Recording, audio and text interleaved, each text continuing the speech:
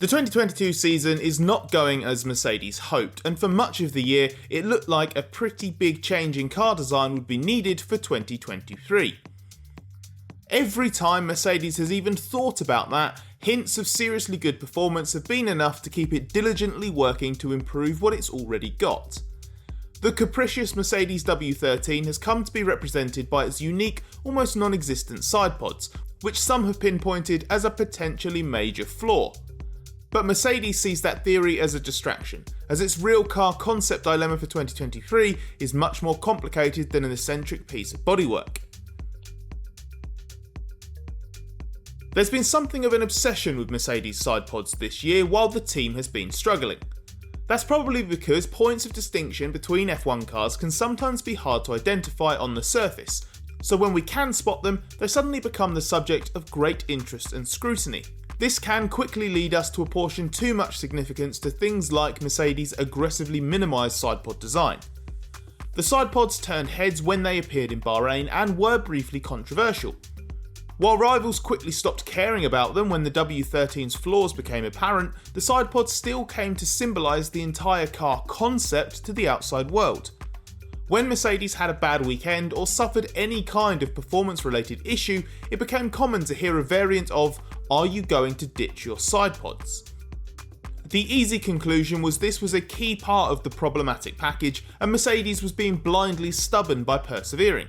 In reality, whenever Mercedes personnel refer to a concept, they're probably thinking more about suspension geometry and floor shape underneath and at the edge, and the sidepods often just get shrugged off as just bodywork.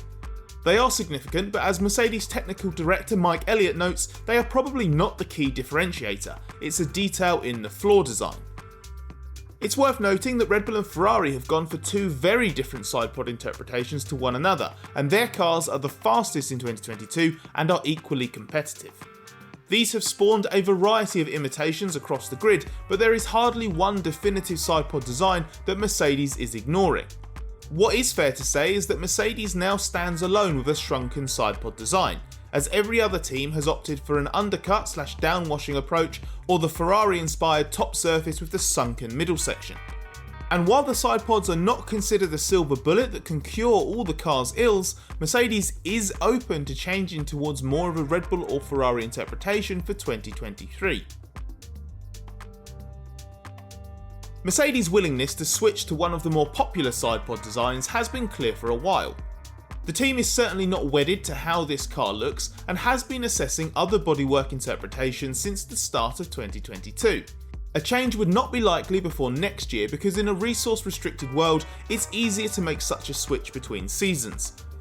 Mercedes has to manage its aerodynamic testing time and its budget, and has already committed to many upgrades based around the current design, which is simply a bigger priority than the sidepods. So it's a gradual process, one that means the car's fundamental appearance won't change massively this season. At the same time, it would be a surprise if the W14 looks the same next year. Mercedes has talked openly about this, which has probably fueled speculation that ditching the sidepods is key to the team closing the gap to the top two.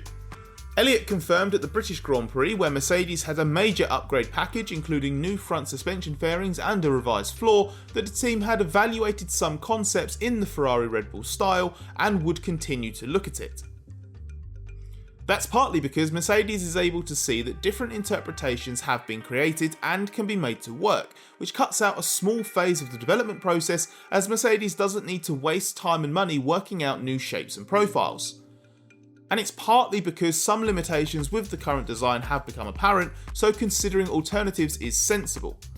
For example, the narrow sidepod has left Mercedes with a big cantilevered floor, and managing the stiffness of that has been a challenge. But the sidepods are still not the big defining feature of the car, and it's not as simple as copy their sidepods, copy their performance. Just look at the massive attention Aston Martin received in Spain for its supposed green Red Bull and how far away the AMR22 still is in performance terms compared to the RB18.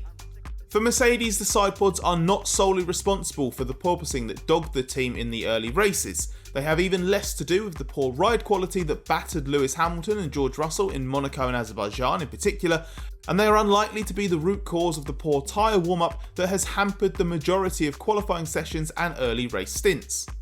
These problems have been a far greater priority for Mercedes and are why the team ultimately views the sidepod debate as a distraction from its main issues.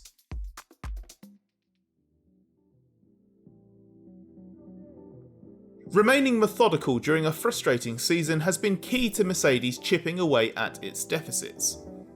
It has been encouraged to see a general upward trend in performance and results as it has gradually made progress, with, yes, the same sidepods. What Mercedes has found particularly annoying is how the W13 has shown glimpses of performance. It offers enough to convince the engineering team that the potential seen in the data really is achievable, but not enough for the race team to have got a proper handle on exactly what it is that puts the car in the right window. France was a good example. There Mercedes expected to be strong. But through the weekend, or even just through the qualifying session, its car performance would vary wildly over the lap, and there was no obvious reason why. Then, come Sunday's Grand Prix, the race pace was strong, and thanks to some help from Ferrari and Red Bull, Mercedes scored its first double podium of the year. The W13's Jekyll and Hyde nature was perfectly illustrated again a week later in Hungary. Some setup experiments went awry in Friday practice and left the team with a lot of work to do. Significant changes were made overnight, and by the time the track dried for qualifying, the car was night and day different. For probably the first time this season, both drivers had a confidence in the car that had previously been absent in qualifying. Russell put it on pole, and Hamilton reckoned it would have been a front row lockout had he not had a DRS problem on his final run. In the race, Russell led the first stint before slipping back slightly, while Hamilton charged through from 8th, and Mercedes banked another double podium. There is still a lingering pace deficit to Red Bull and Ferrari, but these performances have been achieved with the same core concept, and this has been crucial for Mercedes because it needs direction for 2023. Only by understanding as much as possible about the W13 design can Mercedes determine with any confidence whether its core concept should be carried over or what specific areas must be changed. Since Mercedes got on top of the porpoising in Spain, even while surviving Monaco and Azerbaijan where its poor ride quality was exposed, the improved performance trend and results are clear. It shows that continuing to develop the W13 has paid off for Mercedes. That's very valuable with a relatively stable set of rules for 2023 on the horizon. The crux of the progress has been keeping the focus on confirming Mercedes' original development path, refining its tools, and ensuring better correlation between simulations and the track. The aerodynamic details for 2023 were always going to come later. Whether that means new sidepods or not, Mercedes' list of what works and what doesn't is finally starting to have a better balance.